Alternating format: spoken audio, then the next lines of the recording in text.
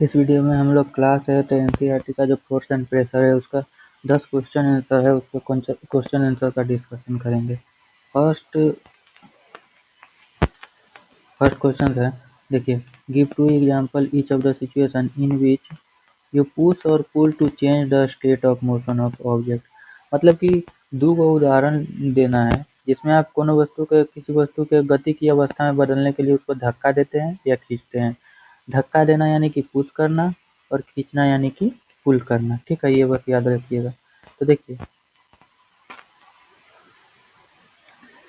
अगर आप किसी वस्तु को धक्का दे रहे हैं, इनकी मान चलिए कार है, ठीक है, कार स्टार्ट नहीं हो रहा है, तो आप पीछे से उसको क्या दीजिएगा, धक्का। Pushing a car to start it, इनकी कार को चलाने के लिए धक्का देना। या फिर आप फुटबॉल है, फुटबॉल को आगे चलाने के लिए क्या करेंगे, पुश ही ना करेंगे, तो push a football to move it, यानी कि फुटबॉल को चलाने के लिए धक्का देना।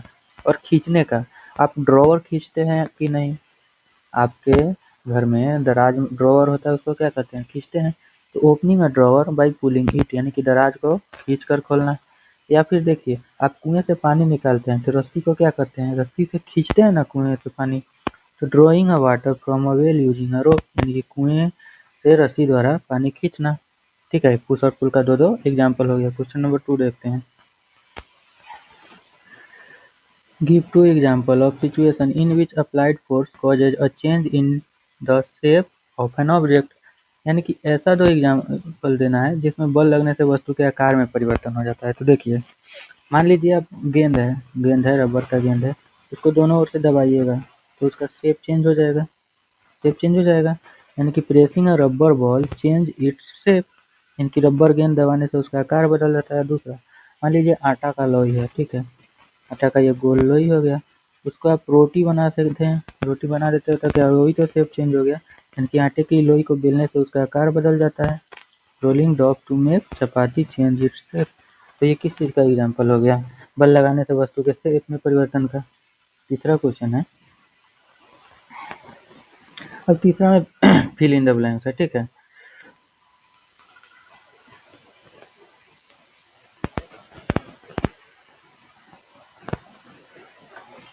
देखिए, समझिएगा, ये बस इसलिए कर दिया है, यानी कि to draw water from a well we have to dash at the रोप।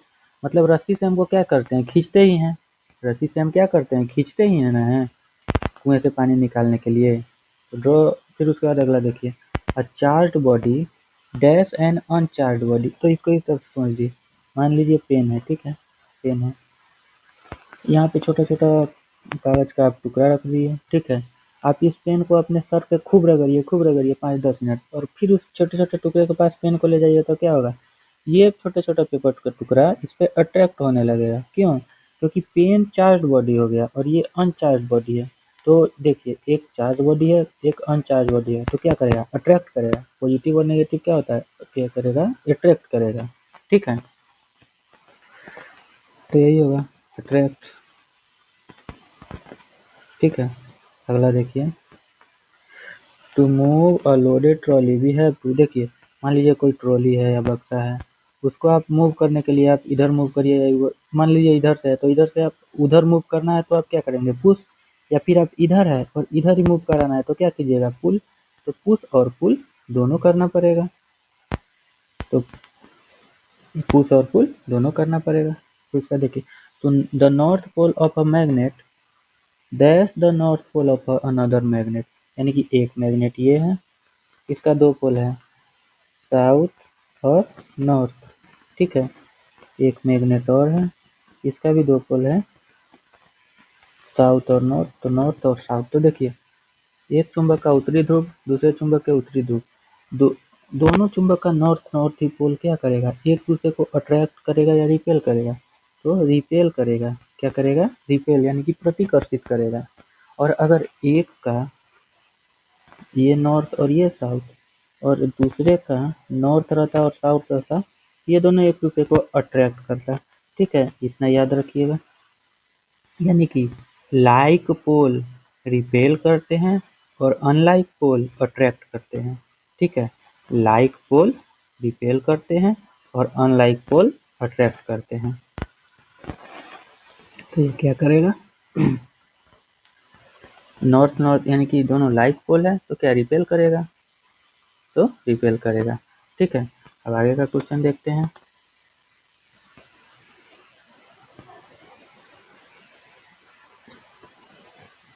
उसके बाद अगला देखिए, N Archer stretches her bow while taking aim at the target. अब क्या है देखिए, एक आर्चर है, धनुर्धारी है, अपने टारगेट को एम करके और निशाना साधे हुआ है। तो देखिए, to stretch the bow the archer applied a force that causes to change its depth. देखिए, ये धनुष है, ठीक है, ये धनुष है, धनुष ऐसे है, और जब इसको इसे इस तरह से तीर लगाया हुआ है, ठीक है, अगर इसको खींचेगा तो ये धनुष ऐसे हो जाएगा, लंबा ऐसे हो जाएगा कि ना, और ये तीर इस तरह से, मतलब देखिए उल्टा हो गया। मान लीजिए एक धनुष है, ठीक है, ऐसे है, इसको खींचेगा तो कैसे हो जाएगा, ऐसे हो जाएगा, और तीर ऐसे यहाँ तक आ जाता है कि ना, पहले यहाँ तक तीर रहता है, तो इसका क्या चेंज हुआ है, शेप चेंज हुआ है।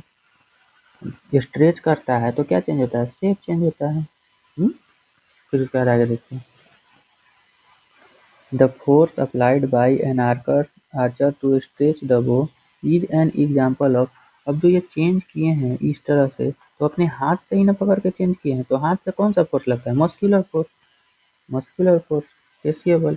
इसका देखिए, the type of force responsible for a change in the state of motion of the arrow. Type of force दो प्रकार का होता है, कॉन्टैक्ट और नॉन कॉन्टैक्ट। तो देखिए, मस्कुलर फोर्स कौन सा फोर्स होता है, कॉन्टैक्ट फोर्स, इसमें कौन सा फोर्स हो जाएगा, कॉन्टैक्ट फोर्स। इसके बाद while the arrow moves towards its target, the force acting on it are due to dash and dash। तो देखिए, जब हम इस तरह से, जब हम टारगेट पर ऐसे तीर चलाए तो तीर आगे बढ़ा, ठीक है, तो इस पर दो बल कार्य करता है, एक तो हवा में एयर के कारण क्या लगेगा, फ्रिक्शन, एयर का फ्रिक्शन इसको आगे जाने से रोकेगा, और दूसरा ग्रेविटी, अर्थ पे कितना भी जितना भी चीज है सारे पे ग्रेविटी लगता है, तो इससे दो फोर्स लगेगा, एक अर्थ का ग्रेविटेशन फोर्स और दूसरा एयर का फ्रिक्शन फोर्स। ठीक है, तो ग्रेविटी और फ्रिक्शन, फ्रिक्शन ऑफ एयर, ठीक है, दो चीज लगेगा। आगे का सवाल देखते हैं।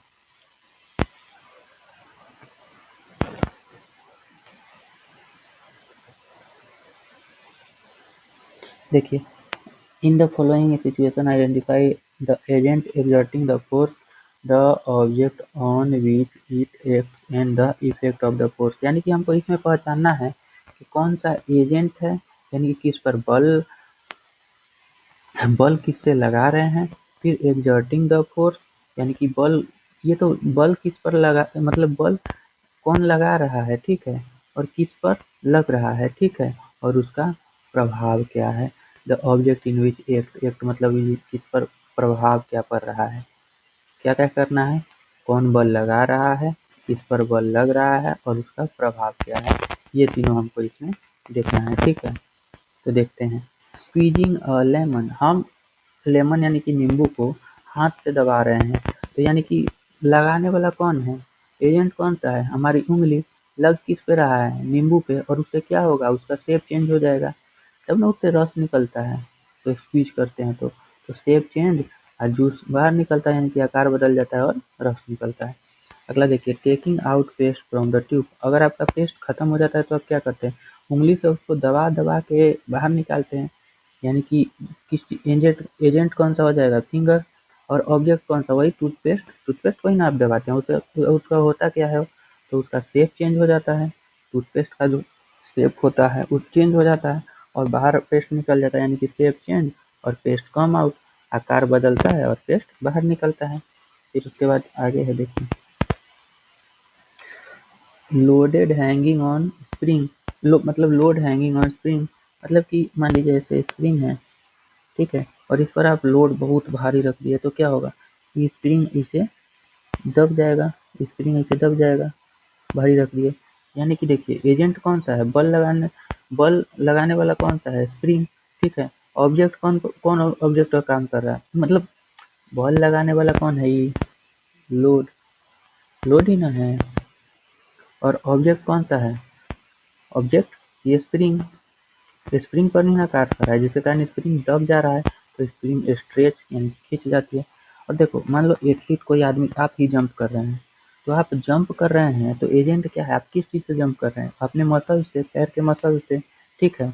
तो ऑब्जेक्ट क्या है, आप मसल से जंप कर रहे हैं, लेकिन आपका पूरा शरीर ना जंप कर रहा है, यानी कि ऑब्जेक्ट क्या है, आपका पूरा बॉडी, जिसके कारण आपका क्या हो रहा है, आप गति में आ रहे हैं, आप कूद रहे हैं, आप मोशन में आ रहे हैं, तो मोशन चेंज हो जा रहा है बॉडी का।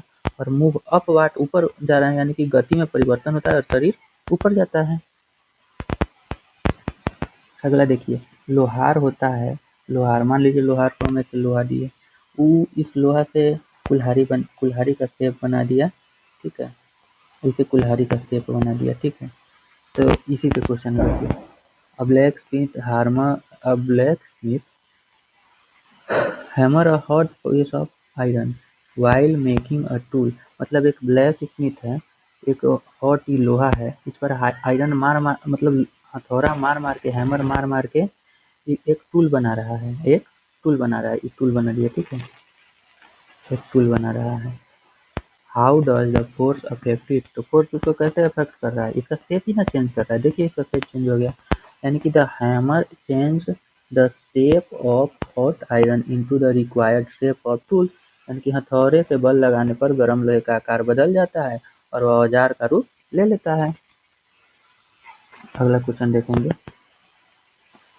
देखिए, an inflated balloon pressed against a wall after rubbing with synthetic cloth stick on it, what force is responsible। अब देखिए क्या है, एक बलून है, उसको आप क्या कीजिए, सिंथेटिक कपड़ा से, ठीक है, सिंथेटिक कपड़ा से मतलब खूब उसको रगड़िए, और सिंथेटिक कपड़ा से रगड़ने के बाद जब आप उसको दीवार पर लेके जाइएगा तो वो चिपक जाएगा। क्यों?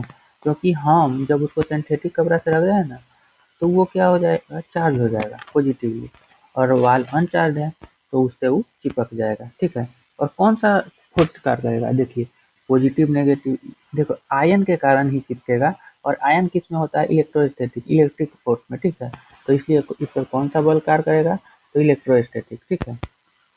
एक खुला गुब्बारा सिंथेटिक कपड़े को रगड़ने के बाद दीवार चिपक जाता है, इसलिए कौन सा बल जिम्मेदार है, तो the electrostatic force is responsible when rubbed the balloon gate charge and attracts the ball, ठीक है। विद्युत स्थैतिक बल के कारण होता है, और ये कौन सा बल है, कॉन्टेक्ट या नॉन कॉन्टेक्ट, तो यह है नॉन कॉन्टेक्ट, रगड़ने पर गुब्बारा आवेशित हो जाता है और दीवार की ओर आकर्षित हो जाता है, ठीक है।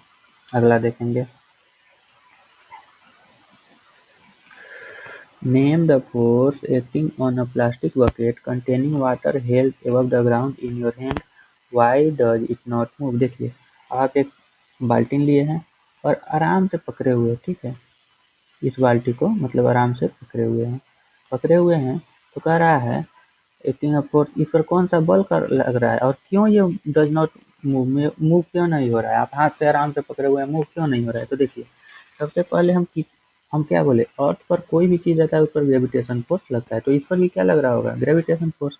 कहाँ लग रहा होगा, ग्रेविटेशन फोर्स नीचे की तरफ खींच रहा होगा, ग्रेविटेशन फोर्स नीचे की तरफ खींच रहा होगा, लेकिन हम इसको ऊपर उठा के रखे हैं, तो इसका मतलब क्या है, हम अपने हम अपने हाथ से ही ना उठा के रखे हैं, तो हमारा हाथ क्या लगा रहा है, मस्कुलर फोर्स, ऊपर की तरफ, ऊपर की तरफ ना खींच रहे हैं हम, मतलब खींच के रखे हुए हैं, तो यानी कि देखिए, जितना ग्रेविटेशन फोर्स नीचे इसके लग रहा है, उतना ही सेम ग्रेविटेशन फोर्स हम इस पर लगा के रखे हैं, तो ये जमीन के ऊपर इतना ऊपर उठा हुआ है आराम से। यानी कि देखिए, ग्रेविटेशनल फोर्स तो डाउनवर्ड लग रहा है, जो कि पुल कर रहा है बकेट को टुवर्ड्स अर्थ की तरफ, अर्थ की तरफ पुल कर रहा है कि ना, अर्थ की तरफ पुल कर रहा है ग्रेविटेशन फोर्स, इसको अर्थ की तरफ पुल कर रहा है ग्रेविटेशन फोर्स। लेकिन देखिए, जो मस्कुलर फोर्स है ना, जो हम हाथ पे हम इसको किधर लगा रहे हैं, अपवर्ड, अपवर्ड लगा रहे हैं, यानी कि applied force by our hand, upward. और क्यों दोनों मूव नहीं कर रहा है, कि since both force are equal and opposite, देखिए ग्रेविटेशन फोर्स नीचे लग रहा है और हम उसके अपोजिट में क्या लगा रहे हैं, मस्कुलर फोर्स, दोनों अपोजिट है और इक्वल है, तो दे बैलेंस्ड ईच अदर, एक दोनों को बैलेंस कर दे रहा है, and the bucket remains at the rest, यानी कि गुरुत्वाकर्षण बल नीचे की ओर और केंद्रीय बल ऊपर की ओर कार्य कर रहा है, और दोनों बल बराबर होने से बाल्टी स्थिर रहती है। बस आपको ये याद रखना है। अब आगे देखते हैं। A rocket is fired upward to launch a satellite. Name the two forces acting on it immediately after leaving the launching pad. यानी कि देखिए, जब हम रॉकेट को छोड़ेंगे तो उस पर कौन कौन सा दो बल कार्य करेगा वो हमको बताना है। देखिए, हम आपको बता दिए, अर्थ पे जो भी चीज है उस पर गुरुत्वाकर्षण बल लगेगा ही। तो देखिए समझिए, ग्रेविटेशनल फोर्स पुलिंग डाउनवर्ड, और ग्रेविटेशनल फोर्स मान लीजिए रॉकेट है, तो ग्रेविटेशनल फोर्स किसी भी चीज को कहाँ मूव कराएगा, नीचे। यानी कि ग्रेविटेशनल फोर्स नीचे लगा दिया, ग्रेविटेशनल फोर्स नीचे लगाएगा। और ये रॉकेट ऊपर क्यों जा रहा है? यानी कि इसे ग्रेविटेशन फोर्स से ज्यादा फोर्स हम अपवर्ड की तरफ देंगे तब ना ऊपर जाएगा।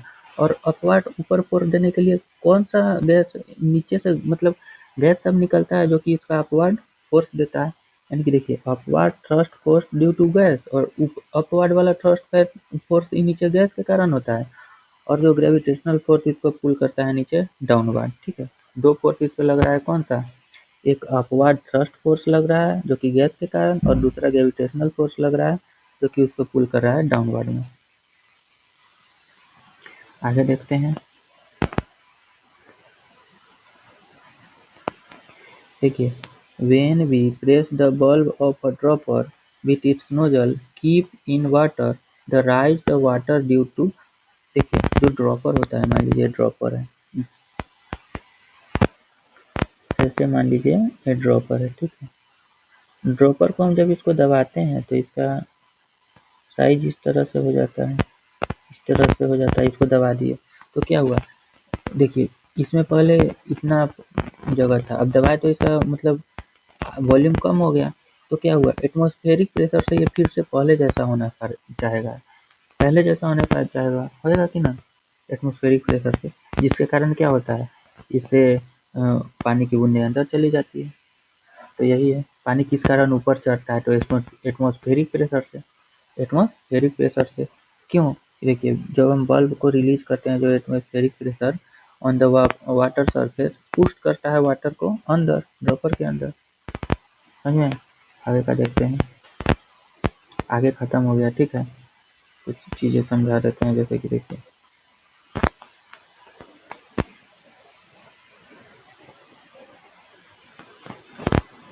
फोर्स का मतलब क्या होता है, पुश और पुल, ठीक है। यानी कि बॉल किसी वस्तु पर धक्का या खिंचाव है। Force arise due to interaction, बॉल हमेशा जोड़े में लगता है, हम एक वस्तु पर बल लगाएंगे तो वो भी हम पे विपरीत बल लगाएगा ही। कॉन्टेक्ट फोर्स दो गो था, पेशीय और घर्षण, यानी कि मस्कुलर और फ्रिक्शन, और नॉन कॉन्टेक्ट तीन गो था, कौन सा? मैग्नेटिक था, इलेक्ट्रोस्टैटिक था, और ग्रेविटेशनल। मैग्नेटिक, इलेक्ट्रोस्टैटिक, ग्रेविटेशनल, यानी कि चुंबकीय, विद्युत, वैद्युत स्टैटिक और गुरुत्वाकर्षण। प्रेशर क्या था? दाब, यानी कि दाब क्या था, बल बटे क्षेत्रफल, दाब बराबर बल बटे क्षेत्रफल। और दाब गैसों में लग रहा था, द्रव गैसों में कि नहीं लग रहा था, उसके दीवारों पर, यानी कि लिक्विड गैस एग्जर्ट प्रेशर कहाँ पर, द्रव और गैस पात्र दीवारों पर दाब डालती है। और एटमॉस्फेरिक प्रेशर एक एवरीवेयर, वायुमंडलीय दाब तो सभी जगह कार्य करता है, ठीक है। ये चैप्टर का क्वेश्चन खत्म हुआ। धन्यवाद।